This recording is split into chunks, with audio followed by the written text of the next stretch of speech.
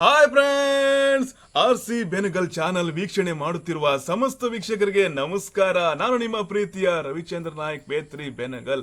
ನಿನ್ನೆ ನಡೆದ ಪಂದ್ಯಾಟ IPL ಪಂದ್ಯಾಟ ಅತ್ಯಂತ ರೋಚಕವಾಗಿತ್ತು. RCB ಮತ್ತು ಗುಜರಾತ್ ಟೈಟನ್ಸ್ ಮಧ್ಯ. ಗುಜರಾತ್ ಅವರು ಟಾಸ್ ವಿನ್ ಆಯ್ತು. ಅವರು ಬೌಲಿಂಗ್ ಅನ್ನ ಆಯ್ಕೆ ಮಾಡ್ಕೊಂಡು ಉತ್ತಮವಾಗಿ ಬ್ಯಾಟಿಂಗ್ ಮಾಡ್ಬೇಕಂತ ನಮ್ಮ RCB ತಂಡ ಸಜ್ಜಾಗಿ ಫೀಲ್ಡಿಗೆ ಬಂತು. ಆದ್ರೆ ಏನ್ ಮಾಡುವುದು, ಓಪನಿಂಗ್ ಪಾರ್ಟ್ನರ್ಶಿಪ್ ಏನು ಬರಲಿಲ್ಲ. ಪವರ್ ಪ್ಲೇಯಲ್ಲೇ 44.4 ಓವರ್ನಲ್ಲಿ 34 ರನ್ನಿಗೆ ನಮ್ಮ RCB ತಂಡ 3 ವಿಕೆಟ್ ಅನ್ನ ಕಳ್ಕೊಳ್ತು. ಹಾಗೆ 6.2 ಓವರ್ ಆಗುವಾಗ 44 ರನ್ನಿಗೆ 4 ವಿಕೆಟ್ ಅನ್ನ ಕಳ್ಕೊಂತು. ನಂತರ ಲಿವಿಂಗ್ಸ್ಟನ್ ಅವರು ಒಂದು ಒಳ್ಳೆಯ ಒಂದು ಬ್ಯಾಟಿಂಗ್ ಮಾಡಿದ್ರು. 51 ರನ್ಗಳ ಒಂದು ಕಾಂಟ್ರಿಬ್ಯೂಷನ್ ಕೊಟ್ಟರು. ಹಾಗೆ ಶರ್ಮಾ ಅವರು 30 ರನ್ಗಳ ಕಾಂಟ್ರಿಬ್ಯೂಷನ್ ಕೊಟ್ಟರು. ಹಾಗೆ ನಮ್ಮ ಡೇವಿಡ್ ಅವರು 32 ರನ್ಗಳ ಕಾಂಟ್ರಿಬ್ಯೂಷನ್ ಕೊಟ್ಟರು. ಹಾಗೆ 20 ಓವರ್ನಲ್ಲಿ 8 ವಿಕೆಟ್ ನಷ್ಟಕ್ಕೆ RCB ತಂಡ 169 ರನ್ ಹೊಡಿತು. ಓಪನಿಂಗ್ ಪಾರ್ಟ್ನರ್ಶಿಪ್ ಅತ್ಯಂತ ರೋಚಕವಾಗಿರುತ್ತೆ. ಯಾಕಂದ್ರೆ ಓಪನಿಂಗ್ ಪಾರ್ಟ್ನರ್ಶಿಪ್ ಒಳ್ಳೆ ರೀತಿಯಲ್ಲಿ ಬಂದಿದ್ರೆ ಅಕಸ್ಮಾತ್ 60 ರನ್ 70 ರನ್ ಏನಾದ್ರು ಬಂದಿದೆ, ಅಥವಾ ಪವರ್ ಪ್ಲೇಯಲ್ಲಿ 6 ಓವರ್ನಲ್ಲಿ ಒಂದು 80 ರನ್ಸ್ 90 ರನ್ಸ್ ಬಂದಿದ್ರೆ ನಮ್ಮ RCB ತಂಡ ಸ್ಕೋರ್ ಖಂಡಿತವಾಗಿ 200 ರನ್ ದಾಟುತ್ತಿತ್ತು. ಅದು ಏನು ಮಾಡೋದು, ಅವರು ಗುಜರಾತ್ ಟೈಟನ್ಸ್ ಅವರು ಉತ್ತಮವಾಗಿ ಬಾಲಿಂಗ್ ಮಾಡಿದ್ರು. ಸಿರಾಜ್ ಅವರು ಹಿಂದೆ 7 ವರ್ಷಗಳ ಕಾಲ ನಮ್ಮ RCB ತಂಡದಿದ್ದು ಅವರೀಗ ಗುಜರಾತ್ನಲ್ಲಿ ಆಡ್ತಾ ಇದ್ದಾರೆ. ಉತ್ತಮವಾದ ಬಾಲಿಂಗ್ ಮಾಡಿದ್ದು ವಿಶೇಷವಾಗಿ. ಯಾಕಂದ್ರೆ 4 ಓವರ್ ಹಾಕಿ 19 ರನ್ ಕೊಟ್ಟು 3 ವಿಕೆಟ್ ಅನ್ನ ಪಡ್ಕೊಂಡ್ರು. ಹಾಗೆ ಪ್ರಸಿದ್ಧ ಕೃಷ್ಣ ಅವರು ಕೂಡ ಉತ್ತಮವಾದ ಒಂದು ಬಾಲಿಂಗ್ ಮಾಡಿದ್ರು.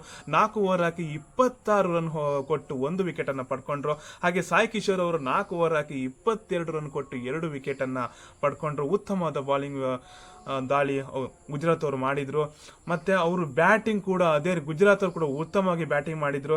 ನಾವು ಅವರಿಗೆ ಗೆಲ್ಲಲಿಕ್ಕೆ 170 ರನ್ ಟಾರ್ಗೆಟ್ ಅನ್ನು ಕೊಟ್ಟಿತ್ತು. ಅವರು ಕೇವಲ 15.5 ಓವರ್ನಲ್ಲಿ ಎರಡೇ ವಿಕೆಟ್ ಹೋದದ್ದು 170 ರನ್ ಹೊಡೆದೇ ಬಿಟ್ರು.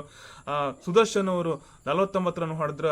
ಬಟ್ಲರ್ ಅವರು 73 ರನ್ ಹೊಡೆದ್ರು. ಒಳ್ಳೆ ಒಂದು ಜೊತೆ ಆಟ ಬಂತು ಅವರಲ್ಲಿ.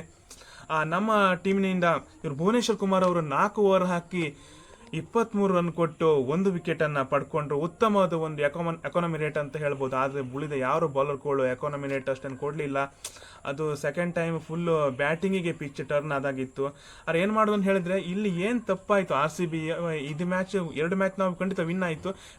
3ನೇ ಮ್ಯಾಚ್ ನಾವು ಸೋಲ್ತಾ ಅಲ್ಲ. ಈ 3ನೇ ಮ್ಯಾಚ್ ಅಲ್ಲಿ ಏನೆಲ್ಲ ತಪ್ಪುಗಳಾಗಿದೆ, 4ನೇ ಮ್ಯಾಚ್ ಆ ತಪ್ಪುಗಳನ್ನ ಮಾಡದೇ ಇರಲಿಲ್ಲ. ಯಾಕಂದ್ರೆ opening partnership is very very important ಎಲ್ಲೋ ಅಲ್ಲಿ. ಮತ್ತು ಪವರ್ ಪ್ಲೇಯಲ್ಲಿ ನಮ್ದು 4 ವಿಕೆಟ್ ಕಳ್ಕೊಂಡದ್ದು ಮೇನ್ ಆಗಿ ತಪ್ಪಾಗಿದೆ. ಯಾಕಂದ್ರೆ ಪವರ್ ಪ್ಲೇಯಲ್ಲಿ 4 ವಿಕೆಟ್ ಹೋದ ಕಾರಣ ನಾವು 160 ರನ್ ಹೊಡೆದದ್ದೇ ಆಕ್ಚುಲಿ ಗ್ರೇಟ್ ಅಂತ ಹೇಳ್ಬೇಕು. ಮ್ಯಾಚ್ ನಾವು ಕಂಟಿನ್ಯೂಸ್ ವಿನ್ ಆಯ್ತು. ಆದ್ರೆ 3ನೇ ಮ್ಯಾಚ್ ಸೋಲ್ತು. ಇಲ್ಲಿ ಸೋಲ್ಲಿಕ್ಕೆ ಮೇನ್ ಆಗಿ ಕಾರಣ ಏನಂದ್ರೆ, ನಮ್ದು first of all opening partnership ಅಷ್ಟೇ ಚೆನ್ನಾಗಿ ಬರಲಿಲ್ಲ. ಮತ್ತು ನಾವು ಪವರ್ ಪ್ಲೇಯಲ್ಲಿ ನಾವು 4 ವಿಕೆಟ್ ಅನ್ನ ಕಳ್ಕೊಂಡು ಮುಂದಿನ ಬಾರಿ ಇದೇ ಈ ತಪ್ಪು ಆಗದೆ ಇರಲಿ ಅಂತ ಹೇಳ್ತೇನೆ.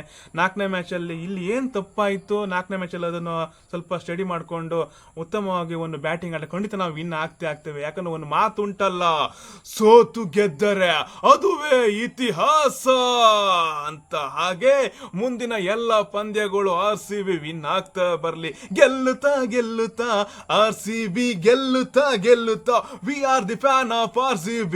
ಗೆಲುವು ನಮ್ಮದೇ. Thank you. ವಿಡಿಯೋ ಇಷ್ಟ ಆದ್ರೆ ಖಂಡಿತ ನೀವು ಲೈಕ್ ಮಾಡಿ, ನಿಮ್ಮ ಫ್ರೆಂಡ್ಸಿಗೆಲ್ಲ ಶೇರ್ ಮಾಡಿ, ಕಾಮೆಂಟ್ ಮಾಡಿ, ಮತ್ತು ನಮ್ಮ ಚಾನಲ್ ಅನ್ನ ಸಬ್ಸ್ಕ್ರೈಬ್ ಮಾಡಿ. ಮುಂದಿನ ವಿಡಿಯೋಗೋಸ್ಕರ ಕಾಯ್ತಾ ಇರಿ. ಟಾಟಾ, ಬಾಯ್ ಬಾಯ್, ಸಿ ಯು ಅಗೇನ್.